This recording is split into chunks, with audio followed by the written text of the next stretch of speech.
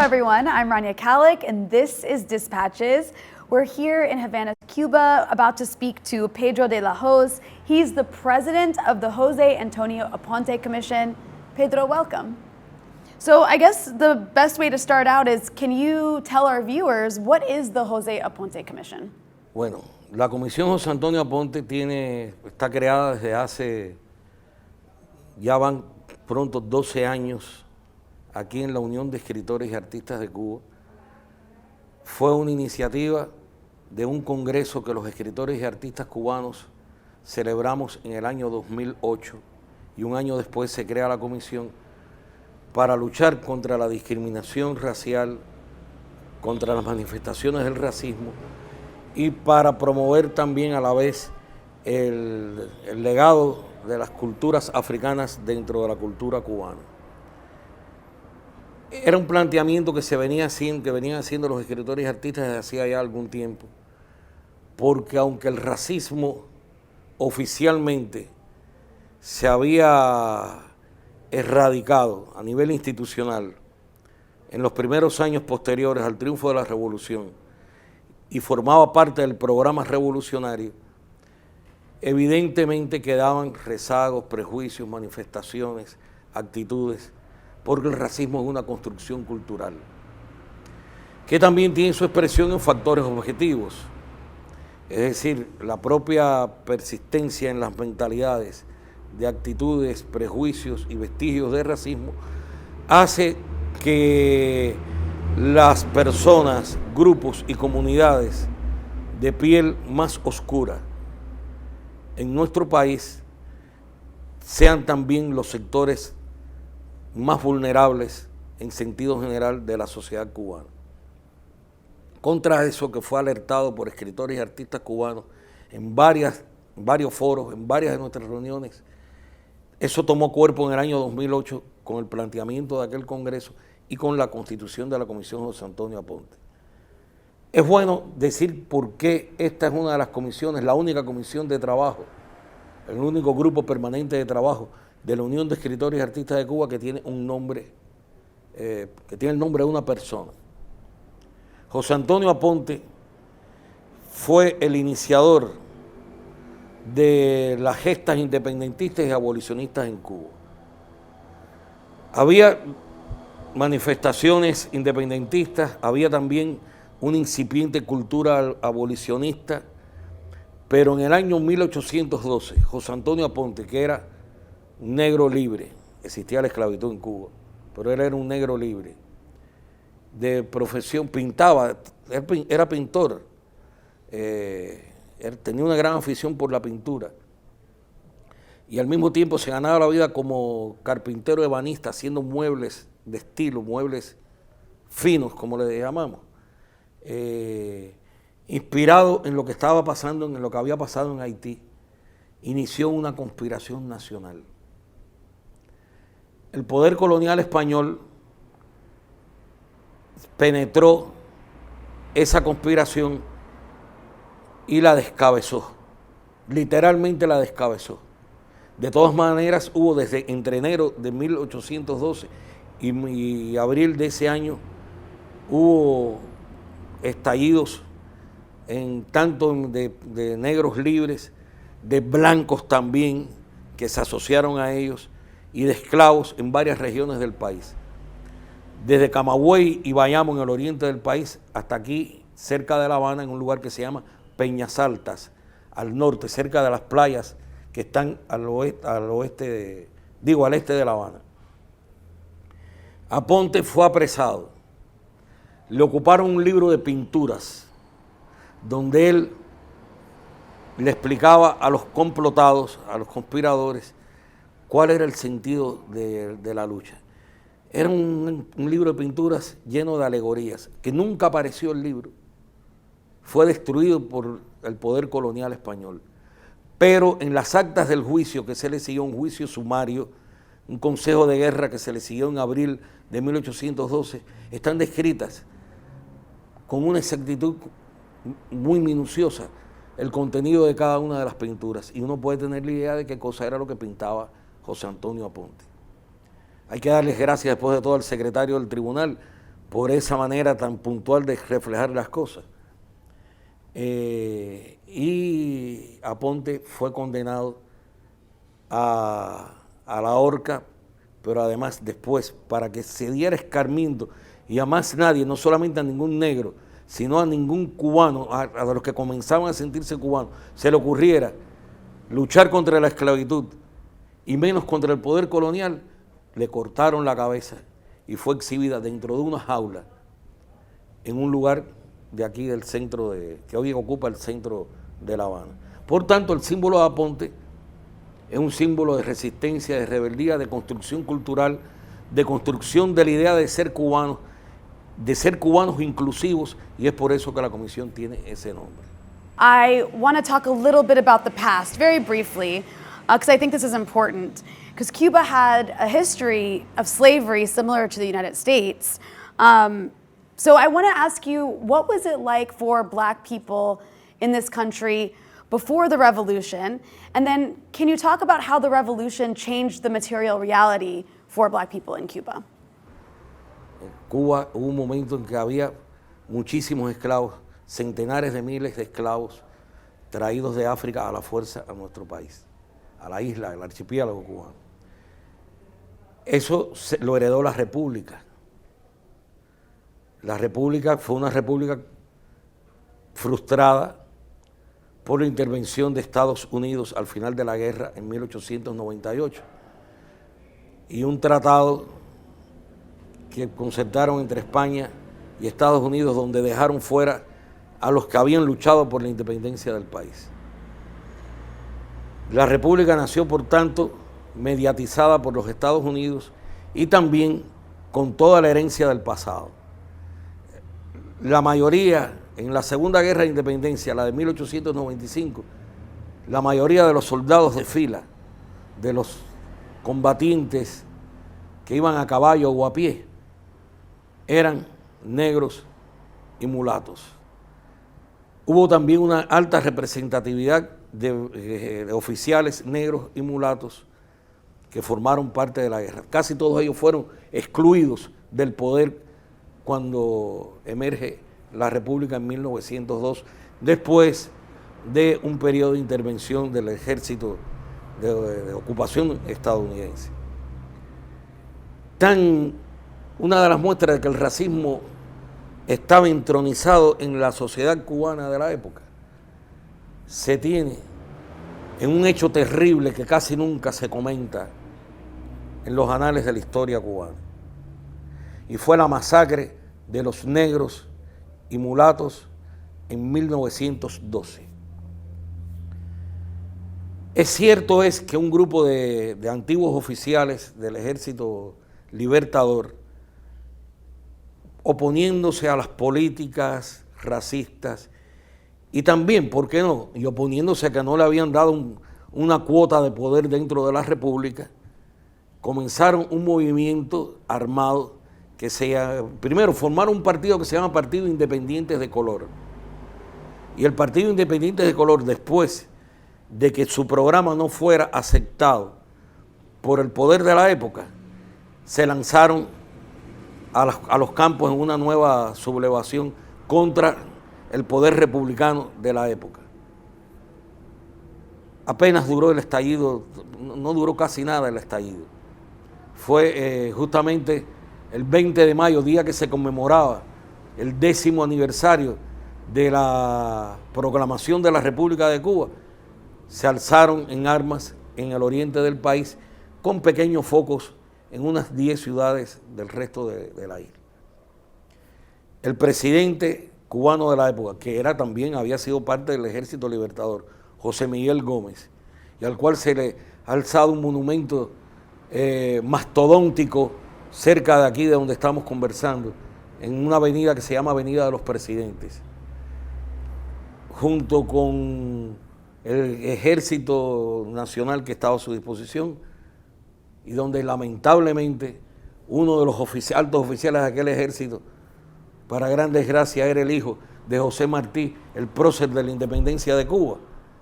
Se lanzaron a reprimir el estallido, pero fueron mucho más allá.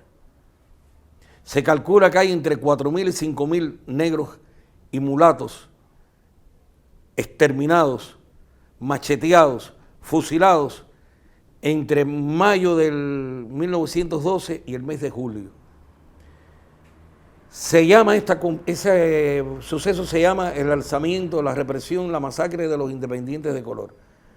Pero está probado de que no solamente fueron masacrados los independientes del color, es decir, los miembros del partido, ni los miembros del movimiento, que eran a lo sumo, no llegaban a 1.000 en todo el país. Por tanto, aprovecharon aquello para hacer una especie de limpieza étnica, porque el negro molestaba. Y siempre había la sospecha de que el negro podía ser rebelde, levantisco, protestón, y trataron de equilibrar la balanza étnica del país a partir de un suceso tan horrible que fue un verdadero holocausto, sobre el cual queda mucho por investigar todavía. Otra muestra. Quien te está auxiliando en la traducción en este evento es de una ciudad que se llama Santa Clara, en el centro del país. En Santa Clara, hasta el propio 1959, un poquito antes, en el Parque Central, que es el centro de la vida pública, la plaza central de Santa Clara, que se llama el Parque Vidal, los blancos podían estar en el centro y los negros tenían que circular por las márgenes del parque. Esos dos ejemplos ilustran perfectamente un ejemplo de segregación y de racismo. Yo, por mi edad, yo tengo años para haber vivido poquitos años antes del 59. Pero yo hasta el año 61, que estuve en una escuela, porque mi familia tenía ciertos recursos en Cienfuegos, que es de donde yo nací. Yo estudié en un colegio católico los 2 primeros años de la enseñanza general, el Colegio de los Hermanos Maristas. En mi aula éramos 38 educandos, 38 alumnos.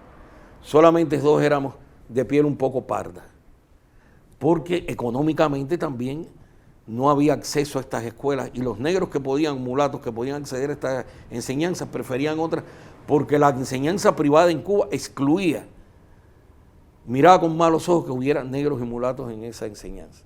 Esto no quiere decir de que hubo luchas, de que hubo ascenso social, de que entre los negros y mulatos había un interés antes del triunfo de la revolución por acceder a lo que llamamos profesiones liberales, por ejemplo, mecánico dental, protecista, pocos abogados, pocos médicos, pero profesiones, había notarios negros, es decir, periodistas. Había como una especie de ascenso social a partir de profesiones en las cuales los negros y mulatos podían acceder. Las universidades eran blancas. Todavía tenemos un problema con el blanqueamiento de las universidades, que de eso hablaremos después. Pero en aquel momento eran prácticamente blancas las universidades, porque era el reflejo del racismo estructural que existía en el país. Con eso te digo cómo era antes del 59. El racismo no se elimina con decretos. Los decretos, el orden legal puede ayudar y debe ayudar. En el año 1959, el propio líder de la Revolución Cubana, Fidel Castro, hizo algunas intervenciones donde abordaba el tema del racismo. Cómo la revolución tenía, para ser justa de verdad, tenía que eliminar el racismo. Y habló en varios lugares sobre la discriminación racial, sobre la injusticia social que implicaba el racismo y la injusticia humana, porque es un acto lesivo a la dignidad humana. Las playas que, por ejemplo, estaban limitadas, habían playas para negros y playas para blancos, se eliminaron esa prohibición. Las escuelas, hubo oportunidades para todos, se nacionalizaron todas las escuelas, todos tuvimos acceso por iguales beneficios, el derecho a beneficios en el orden social, en el orden material, en el orden educacional, en el orden cultural y también hasta en la práctica deportiva, porque por increíble que fuera, la liga de béisbol, que es nuestro deporte nacional, al igual que es uno de los deportes nacionales de Estados Unidos, la liga amateur cubana era de blancos solamente hasta el año 1960, cosa contradictoria porque la liga profesional tenía negros, Pero la liga amateur cubana estaba peor que cualquier otra liga. No podía haber negros en la liga amateur cubana. Todo eso se eliminó. Pero se creó un espejismo por varios motivos. El espejismo de que el racismo había quedado totalmente erradicado después en el periodo de 1959-1960. Y los factores que influyeron en esto son, a mi modo de ver, son sobre todo tres factores. El primero, la lucha por la sobrevivencia de la revolución hizo que el llamado a la unidad nacional tuviera un carácter urgente, que fuera la máxima prioridad del país durante los años 60, 70, bueno, y sigue siendo una prioridad hoy. Lo que pasa es que en aquel momento la lucha la lucha de Estados Unidos contra Cuba y la lucha de los que habían sido desplazados del poder en Cuba contra el poder revolucionario alcanzó momentos muy críticos, muy agudos, bandas contrarrevolucionarias, la invasión de Bahía de Cochinos, las tensiones de la llamada crisis de los misiles. Es decir, que hubo momentos de gran tensión en que se apeló a la unidad nacional y en aras de la unidad nacional se subordinaron todas las otras luchas a este factor. Segundo factor que contribuyó al espejismo de la erradicación total del racismo. No hubo en la escuela cubana una educación, una pedagogía antirracista. Se dio por sentado de que ya se había eliminado el racismo y eso continuó existiendo. Y el tercer factor es que que a pesar de los avances de la cultura, del acceso a la democratización de la cultura, en que se le dio valor a muchas expresiones que tenían que ver con la identidad cubana, que es una identidad evidentemente mestiza. Además del mestizaje genético nuestro, la identidad cubana es mestiza, es afroeuropea y cubana en definitiva, porque se funden estos elementos. No se explicó suficientemente bien cuál era el aporte de las culturas africanas a ese ajiaco, a lo que Fernando Ortiz le llamó el ajiaco, el melting pot de la cultura cubana. Y eso se fue dejando hasta que reemergió con una fuerza tremenda en la crisis de los años 90. Brevemente, en los años 90, mientras Cuba hasta los años 80 iba en una espiral de desarrollo material ascendente, existían estos problemas, pero estaban más o menos en clandestinos, underground, soterrados. En los 90 desaparece el campo socialista. Comienza una gran precariedad material en Cuba. Cuba pierde el 75% de sus mercados en año y medio. En Estados Unidos se aprueban leyes que son para terminar de lo que ellos pensaban que era el efecto dominó. Si caía la Unión Soviética y el campo socialista, se caía todo lo demás. Y son los años que se aprueban la ley Torricelli y la ley Helms-Burton. En medio de esa crisis se revelan grandes problemas materiales. ¿Y qué pasa cuando hay crisis material en la sociedad? Los más sufridos son los sectores más vulnerables. Y reemerge de la crisis material, se pasa a una crisis espiritual, a una pérdida de valores. Los valores solidarios que imperaban, e incluso hasta la idea, por mucho que pareciera un espejismo de que el racismo se había eliminado, volvió a emerger en la sociedad cubana, en bolsones de la sociedad cubana. Contribuyeron hechos objetivos que te voy a decir uno de ellos.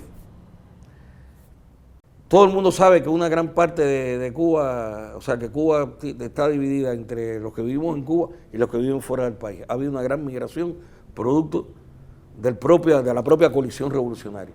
Pero en los 90 se agudizó más la crisis, y hubo la llamada crisis de los balseros. En el año 94 mucha gente, sin que la motivación fuera política, comenzaron a buscar nuevos horizontes y una gran migración hacia Estados Unidos. Pero generalmente las olas migratorias de Estados Unidos, aunque hay muchos negros y mulatos, la mayoría de las sucesivas olas migratorias de Estados Unidos, desde las de los batistianos que huyeron en el año 59 y las oleadas posteriores, hasta la oleada de los años 90, son más los blancos que migran que los negros y mulatos. Pero aun cuando emigran negros y mulatos, los que viven en una mejor posición en Estados Unidos y en otros países, en Europa, que fueron a parar muchos de ellos por la vía matrimonial y por la vía de becas, dentro de esa migración cubana, los que mejor viven son los blancos. Eso está probado estadísticamente. ¿Quiénes son los que pueden mandar remesas familiares, ayuda familiar? Por tanto, son mayores las remesas de los blancos que las de los negros y mulatos. Y sobre todo las de los negros, mucho menos. Por tanto, en años del rebusque de la subsistencia, los que pudieron montar cuando se hizo la apertura necesaria de abrir pequeños negocios, de abrir restaurantes, hostales, de reposicionar oficios que el Estado en un ataque utópico había institucionalizado todos, como son los plomeros, los mecánicos, en fin, talleres de mecánica, de plomería, de electricidad. ¿Quiénes son los que tenían un mayor soporte material para llevarlos a cabo? Las familias blancas más que las negras, y por tanto siguió reproduciéndose el patrón, se siguió reproduciendo por un lado la vulnerabilidad y por otro lado el patrón racista. Y como el racismo, insisto, es una construcción cultural, esto fue acentuándose y se fue revelando en que las universidades, el ingreso a las universidades mayoritariamente es blanco, sobre todo en algunas carreras, en las carreras de mayor prestigio social. En otras, por ejemplo, que son para mí muy prestigiosas, pero que no gozan de tanto prestigio social, porque para mí ser maestro es una cosa de gran prestigio, pero las carreras pedagógicas, cuando un alumno que sale del preuniversitario, que es el equivalente a high school en Cuba, tú le preguntas, ¿qué quieres estudiar? Te hace una lista de 2 o 3 carreras. Raramente pondrá pedagogía en primer lugar. Te pone medicina, abogacía, letras, periodismo, en fin, una serie de... Pero pedagogía, ingeniería, y ingeniería agrónoma, que trabajan con la tierra, ingeniería hidráulica, prácticamente no lo ponen, y por eso son las carreras donde hay más negros y mulatos. Pero estas de prestigio social están muy blanqueadas y son uno de los problemas que tenemos que resolver ahora. Son manifestaciones de cómo se da en la vida cotidiana el reflejo de esa construcción, de esa malsana construcción cultural que es el racismo. Es que quería decir una cosa fundamental. Para eliminar el racismo en Cuba de una manera completa son necesarias 2 condiciones. O sea, 2 conceptos, más que 2 condiciones. Uno es cortar de raíz los factores que influyen en la reproducción del racismo y junto con esto, crear una cultura antirracista que emerja en el propio seno de la comunidad. Es decir, que vaya más allá de los marcos académicos, de los marcos intelectuales, que sea parte de una práctica cotidiana de formación de valores cívicos cotidianos. Y esa es la gran batalla. Es difícil, pero en eso estamos. So you mentioned the special period, and now you have an intensification of the blockade. So I'm curious if you can talk a little bit about how the economic hardship that is caused by policies like the U.S. blockade actually contribute to the racism that you're talking about, or the racial inequality, and moreover, did that contribute at all to the protests we saw on July 11th? El bloqueo que ha aplicado a Cuba las sucesivas administraciones de Estados Unidos desde 1960 hasta hoy tiene que ver con toda la vida, afecta toda la vida del cubano, y por supuesto que al afectar toda la vida del cubano y al afectar la economía cubana fundamentalmente, ha retrasado los programas que en el caso del racismo permiten eliminar las condiciones de vulnerabilidad de los sectores más desfavorecidos de la sociedad, como los negros y los mestizos. Uno de los problemas que tienen las familias negras en Cuba, una buena parte de las familias negras, es el problema de vivienda, de hábitat, de dónde vivir. Cuba no ha podido construir todas las viviendas que quisiera, es decir, una vivienda digna para todos los cubanos por graves limitaciones económicas que tiene que ver con el bloqueo estadounidense. Porque si tuviéramos acceso a créditos, acceso a financiamientos internacionales sin condicionamientos, y si hubiera un comercio fluido y natural, no esporádico y compulsivo como el que hemos tenido con Estados Unidos, las cosas en Cuba materialmente estuvieran mejor y por tanto toda la sociedad, incluyendo los negros y mulatos, tuvieran un mejor nivel de vida. Es decir, el bloqueo ha afectado el nivel de vida de todos los cubanos y particularmente se ha cebado en los sectores más vulnerables de nuestra sociedad. Más que ahora, los sucesos recientes que han tenido que ver en Cuba, más que con el bloqueo, que con las medidas del bloqueo directamente, ha tenido que ver la guerra que en toda línea Estados Unidos desarrolla contra Cuba. Los últimos gobiernos, sobre todo, el de Trump y la continuidad, la inercia con que Biden ha dado continuidad a esta política. Sí tiene que ver el bloqueo en el sentido de que durante la administración de Trump fueron adoptadas cientos de medidas, creo que son 143 medidas, 243 medidas, exactamente 243 medidas de restricciones y de persecución económica contra Cuba, que va desde la negación de visados, la imposibilidad de reunificación familiar que afecta a todos los cubanos, desde las grandes limitaciones de viaje, desde la falta, de dejar prohibir que los cruceros llegaran a Cuba, hasta medidas que van con persecuciones puntuales contra gente que hace negocios con Cuba. Eso es algo sumamente cruel, que se suma a todas las medidas anteriores del bloqueo. Pero la guerra va mucho más allá de las medidas restrictivas.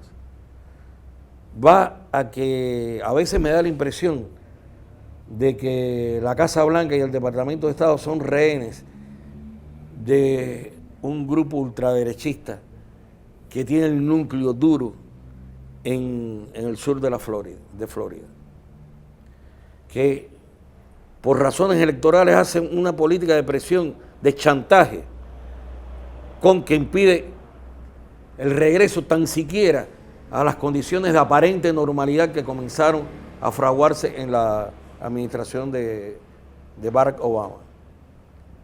Es una cosa es un enfoque muy cruel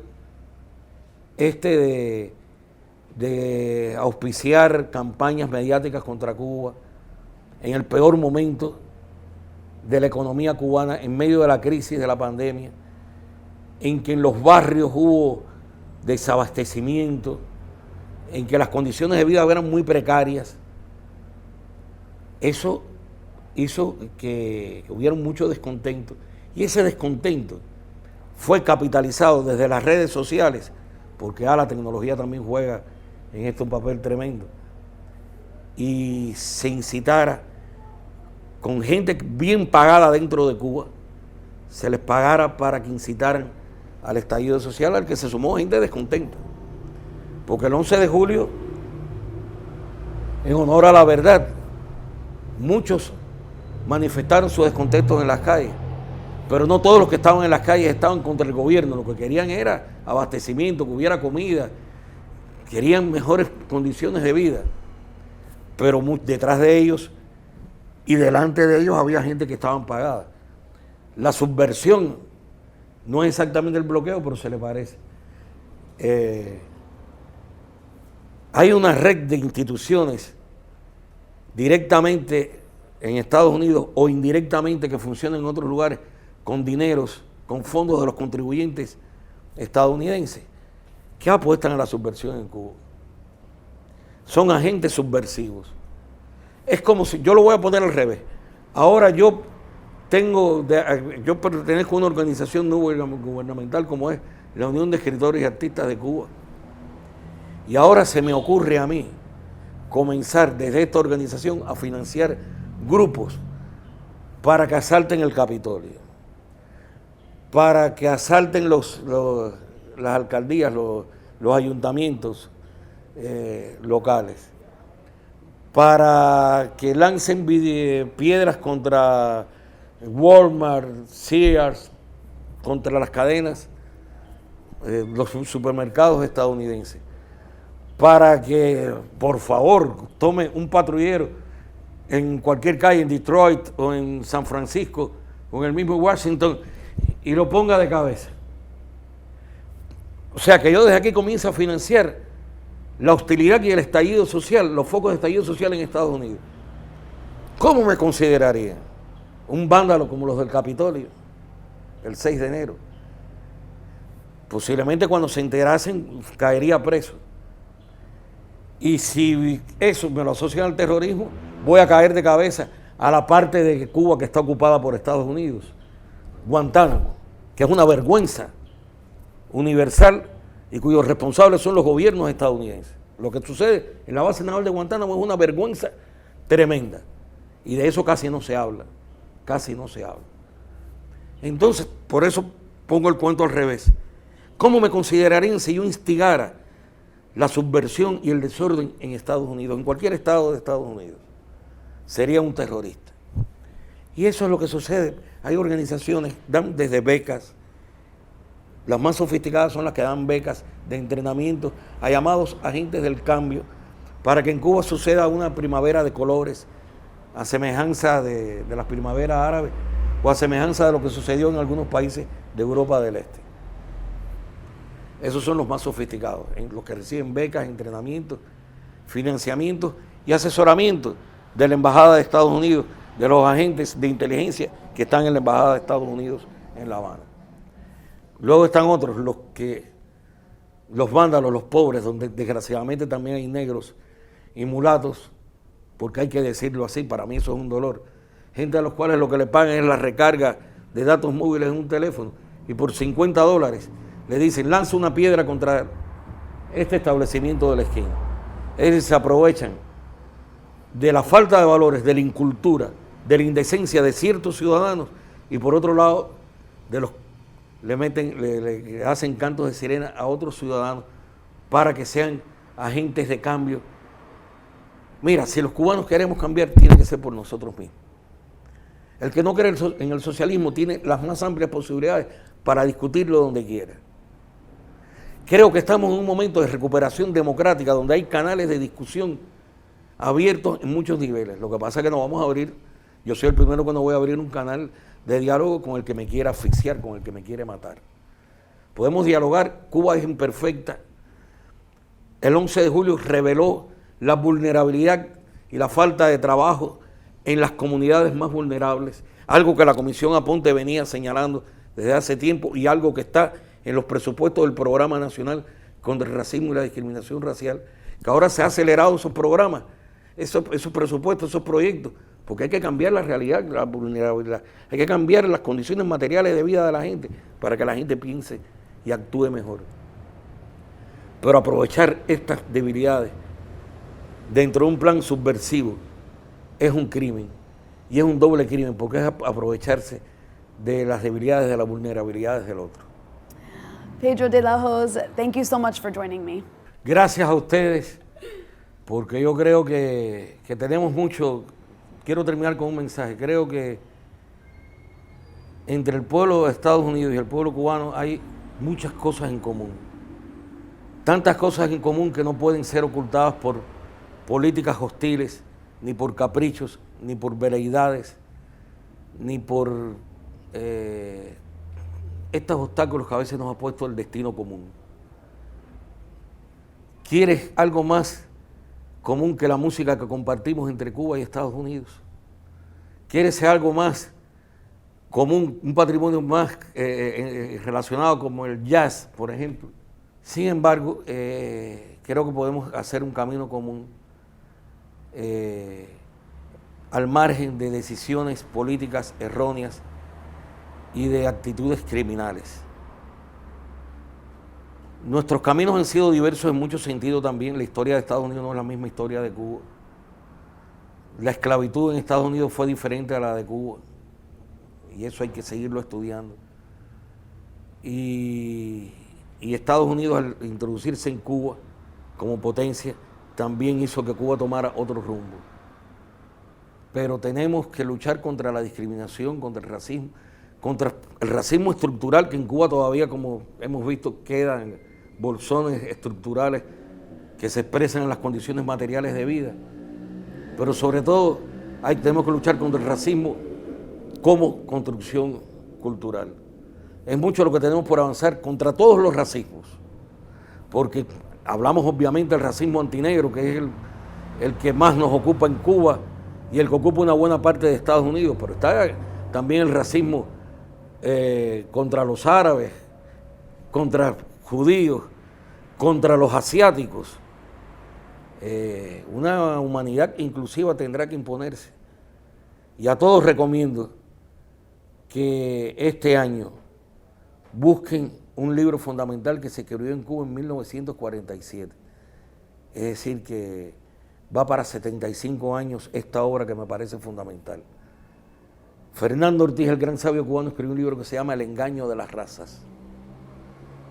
Es una obra científica que se anticipó al genoma humano y a todo lo que sabemos después. En El engaño de las razas encontré yo una Biblia para desmontar el racismo como construcción cultural. Ojalá que se publicara en muchos lugares.